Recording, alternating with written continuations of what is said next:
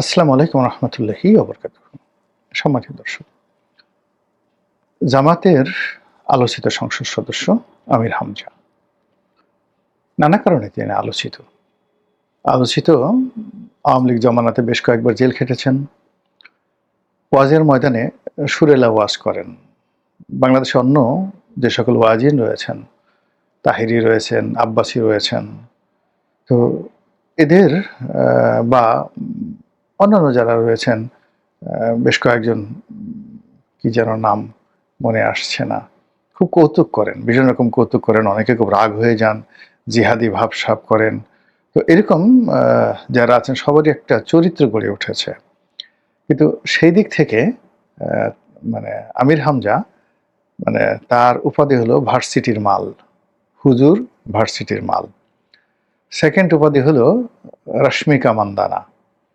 তো এই যে ভার্সিটির মাল এবং রশ্মিকা মান্দানা, এই দুটোকে নিয়ে এই বেচারার জীবন বেশ তছনছ হয়ে গেছে। এর মধ্যে তিনি যখন আবার জামাতের সংসদ সদস্য রূপে মানে মনোনীত হলেন, তখন সবাই ধরে নিল যে কি কাজ হলো, এ তো ফেল করবে, মানে এর জামানত বাজেয়াপ্ত হবে।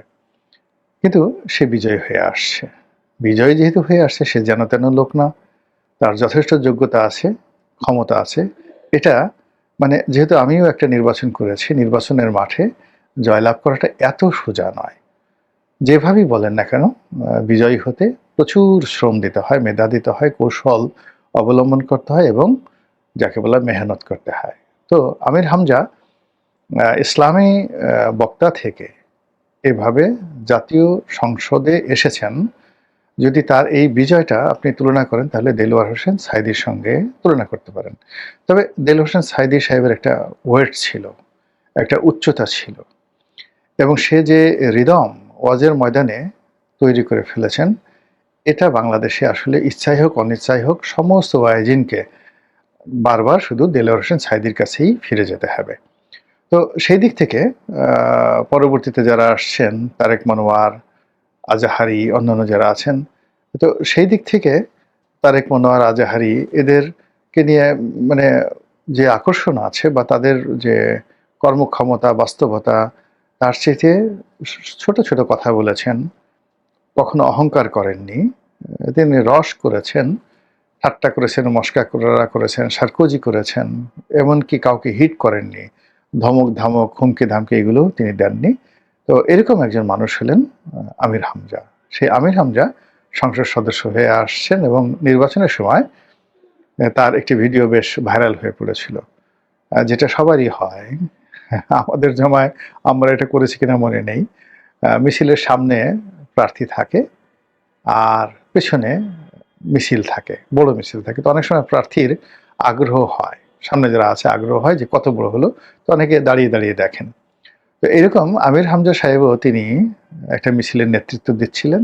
তো হঠাৎ করে তিনি বেশ কয়েকবার লাফ দিয়ে তিনি দেখার চেষ্টা করছিলেন তার মিছিল কত বড়। তো এটা নিয়েও বেশ ট্রল হয়েছিল। তো সেই মানুষ সংসদ সদস্য হয়ে গেছেন। এখন আপনি যাই মনে করেন না কেন, তিনি জনগণের ভোটে নির্বাচিত জাতীয় সংসদ সদস্য এবং তার সম্মান এবং মর্যাদা প্রজাতন্ত্রের যে কোনো কর্মকর্তা কর্মচারীর চেয়ে ঊর্ধ্বে। তিনি, তারেক রহমান সাহেব বা ধর্মমন্ত্রী, তারা সবাই একই ক্লাসের ছাত্র, একই লেভেলের। প্রধানমন্ত্রী হলেন জাস্ট টিম লিডার বা captain, not more than that, কিন্তু তারা একই ক্লাসের। তো সংসদ সদস্য এই পদটি খুবই মর্যাদার, খুবই সম্মানের এবং জনগণের ম্যান্ডেট নিয়ে জনগণের ভোটে নির্বাচিত হওয়ার চাইতে আর বড় কোনো পদপদবী সারা পৃথিবীতে নাই। আপনি প্রধানমন্ত্রী হতে পারেন, প্রেসিডেন্ট হতে পারেন, কিন্তু যখন মেম্বার অফ পার্লামেন্ট বলা হয়, তখনই সারা দুনিয়ার যারা গণতন্ত্রকামী মানুষ আপনাকে ওইভাবে মর্যাদা দেয় যে অ্যাটলিস্ট আপনার পেছনে ৫ লাখ, 500,000 পিপল বাংলাদেশের মতো জায়গাতে আপনার সঙ্গে আছেন। তো তিনি জনাব মাননীয় সংসদ সদস্য আমির হামজা, তিনি বিএনপির যারা সংসদ সদস্য রয়েছেন তাদেরকে হুমকি দিয়েছেন, ইমানি ভাষায় হুমকি দিয়েছেন যে আমরা সংখ্যায় অল্প ৭৮, এই ৭৮ জন সংসদ সদস্য আমরা এমনভাবে চালচলন করব, এমনভাবে কথাবার্তা বলবো, এমনভাবে আমাদের জীবন গঠন করব, এমনভাবে আমাদের আদর্শ আমরা এই সমাজে প্রতিষ্ঠা করব, যার ফলে আমাদের এই কর্মকাণ্ড দেখে বিএনপির ২১২ জন লোক যারা আছেন তাদের জীবন তছনছ হয়ে যাবে। তারা লুচ্চামি করতে ভয় পাবে, গুন্ডামি করতে ১০ বার চিন্তা করবে, টিয়ার কাবিখা বিক্রি করতে গিয়ে তারা জামাতের যারা সংসদ সদস্য তাদের দিকে তাকাবেন।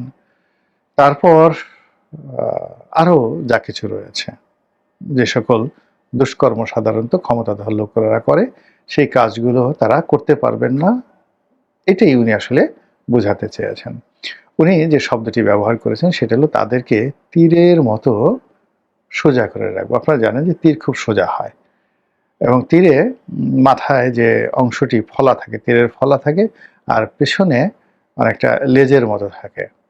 তো ফলাটা থাকে আঘাত করার জন্য, ফলাটা থাকে আঘাত করার জন্য, আর লেজটা থাকে হলো তীর ছোড়া হলে, তীর যখন আপনি ছোড়া হয় তো ওই লেজের সঙ্গে মানে ধনুকের যেটাকে আমরা শিলা বলি, সেই ধনুকের শিলা লাগিয়ে তারপর টান মেরে সেটা ছেড়ে দেওয়া হয়। এবং ওই যে ধনুকের যে লেজটা রয়েছে এটা অনেকটা প্রপেলারের মতো, এই প্রপেলারের উপরে নির্ভর করে মানে যিনি তীর নির্মাণ করেন তার দক্ষতা এবং অভিজ্ঞতা। পারস্যের যারা লোকজন রয়েছেন তাদের মানে খ্যাতি ছিল যে তারা এই তীর এবং ধনুক নির্মাণে পৃথিবীর সেরা ছিলেন, এবং তাদের সেই ধনুকের মতো এত ধনুক পৃথিবীর মধ্যযুগে কেউ তৈরি করতে পারেনি। আর তাদের যে তীর, সেই তীরের সামনের অংশ এবং পিছনের অংশ এটা এতটা নিখুঁত ছিল যে সেই ধনুকের তীর তোলা মাত্র সেটা মানে অভীষ্ট লক্ষ্যে পৌঁছে একেবারে কাঙ্ক্ষিত জায়গায় আঘাত করার যে ক্ষমতা, এটা পারস্যবাসীর মতো কেউ ছিল না। তো এটা এখানে বললাম এই কারণে যে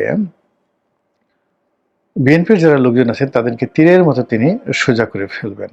ভালো কথা। এখন তীরের যে অংশটি থাকে লাঠির মতো সেটি সোজা করবেন, নাকি পেছনের যে প্রোপেলার আছে আর সামনে বিএনপির যে তীর, সেই তীরের যে ফলাটা রয়েছে সেই ফলাটা যদি সোজা করতে না পারেন, ভোতা করতে না পারেন, তাহলে তো তার জন্য ভালো হবে না, বরং এটা বুমেরাং হয়ে যাবে। তো এনিওয়ে তিনি সাহস করে কথা বলেছেন, বিএনপিকে সমালোচনা করেছেন। বিএনপি নেতাদেরকে তিনি একটি চ্যালেঞ্জ ছুড়ে দিয়েছেন যে জামাতের যারা লোকজন রয়েছে এবং তাদের সঙ্গে এনসিপির যারা রয়েছেন তারা অবশ্যই সেই কর্ম করবেন না যে কর্ম বিএনপির লোকজন করবে, এবং যে কর্মের কারণে বিএনপির লোকজন জনগণের মধ্যে নিন্দিত হবে। আমি এটাকে সাধুবাদ জানাই। ইতিমধ্যে জামাত বেশ একটা বিষয়ে মানে ব্যতিক্রমধর্মী একটা নজির তৈরি করে ফেলেছে, আর সেটি হলো তারা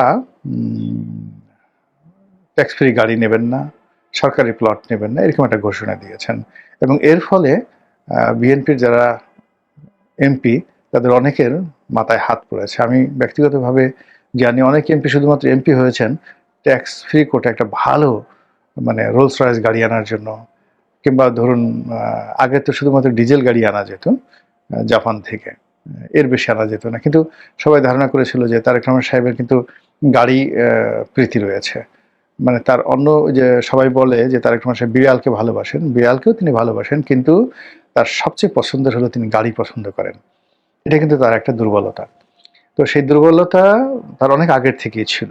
ভালো একটা গাড়ি দেখলে তিনি তাকিয়ে থাকেন বা কেনার চেষ্টা করেন বা ব্যবহার করার চেষ্টা করেন। তো এটা আমি জানি। তো আমি জানি, নানাভাবে আমি জানি এটা। তো সেই দিক থেকে যারা গাড়ি প্রেমী তারা চিন্তা করেছিল যে ঠিক আছে, আওয়ামী লীগ একটা ছোট লোকের দল, মানে নৌকা করে, এদের মন ঠন ছোট, তারা এমপিদেরকে যে গাড়ি আমদানির লিমিট দিয়ে দিয়েছে, সেই লিমিটের মধ্যে থেকে জাপানি গাড়ি তাকে আমদানি করতে হতো, ভালো ভালো কোনো গাড়ি আমদানি করতে পারেনি। কিন্তু আপনারা যদি 1991 সনে কিংবা 2001 সনে সেই বিএনপির এমপিদের গাড়িগুলো দেখেন, সেখানে দেখবেন যে অনেক নামকরা সেই রেঞ্জ রোভার, মার্সিডিস, তারপরে হ্যামার, এই গাড়িগুলো কিন্তু তারা এনেছিল।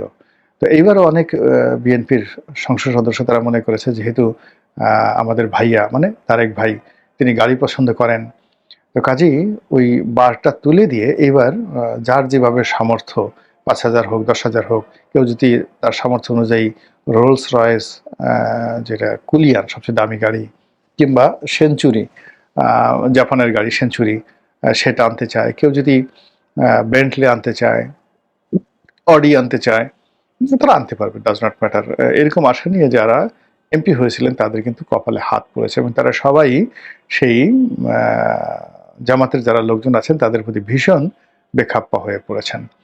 এখন যদি আমির হামজার কথা মতো জামাত দুর্নীতির বিরুদ্ধে জিহাদ ঘোষণা করে এবং দুর্নীতির বাংলাদেশে যে কোনো দুর্নীতি চাঁদাবাজিকে তারা মানে ঘৃণা করা শুরু করে এবং জামাতের যে প্ল্যাটফর্মগুলো রয়েছে সেই প্ল্যাটফর্মে প্রতিটি মুহূর্তে বিএনপির নেতাকর্মীদের যে ভুল ভ্রান্তিগুলো, ত্রুটিগুলো, অন্যায়গুলো, অপরাধগুলো তারা এইভাবে জিহাদের আকারে তুলে ধরে, তাহলে ওই যে এখন যে শব্দগুলো নিয়ে জামাত এবং বিএনপির মধ্যে গন্ডগোল হচ্ছে, ইনকিলাব, তারপর মজলুম, এই যে শব্দগুলো হচ্ছে, সেই ক্ষেত্রে আবার সেই ইনকিলাব হয়তো প্রাধান্য পেয়ে যাবে, আবার সেই মানে জাগোবাহে কণ্ঠে সবার মতো আবার ফিরে আসবে বাংলায়, সেই নুরুল দিনের মতো করে সে আবার সেই ইল্লু পিঙ্কুরাই কিন্তু আবার বাংলাদেশে রাজত্ব করতে চলে আসবে। এর কারণ হলো যে এই যে সামাজিক মাধ্যমে মানুষকে সুড়সুড়ি দেওয়া, উত্তেজনা দেওয়ার ক্ষেত্রে বাংলাদেশ কেন, শুধু বাংলাদেশ, ভারত, পাকিস্তানে এখানে আসলে ইল্লু পিঙ্কুর মতো এত প্রভাবশালী কেউ হয়নি। তো সামহাও তারা জামাতের এজেন্ট বা জামাতের মাস্টার বা জামাতের মালিক বা জামাতের পীর, হোয়াট এভার মেবি, আপনি আপনার মতো করে বলতে পারেন, কিন্তু তাদের সঙ্গে জামাতের একটা সম্পর্ক আছে। তার সঙ্গে সঙ্গে আরও বিখ্যাত বিখ্যাত ব্যক্তি রয়েছেন সেই জামাতের যারা লোকজন রয়েছেন। তো এরা সবাই মিলে যদি আমির হামজার সঙ্গে একত্র হয়ে সত্যিকার অর্থে বিএনপির লোকদেরকে তীরের মতো সোজা করতে চায়, যদি সৎ উদ্দেশ্যে করতে চায় দেশের জন্য খুব ভালো হবে, আর যদি অসৎ উদ্দেশ্যে করতে চায় তাহলে আমরা সবাই বিপদে পড়বো। মহান আল্লাহ আমাদের সবাইকে হেদায়েত দান করুন এবং হেফাজত করুন। আসসালামু আলাইকুম ওয়া রাহমাতুল্লাহি ওয়া বারাকাতুহু।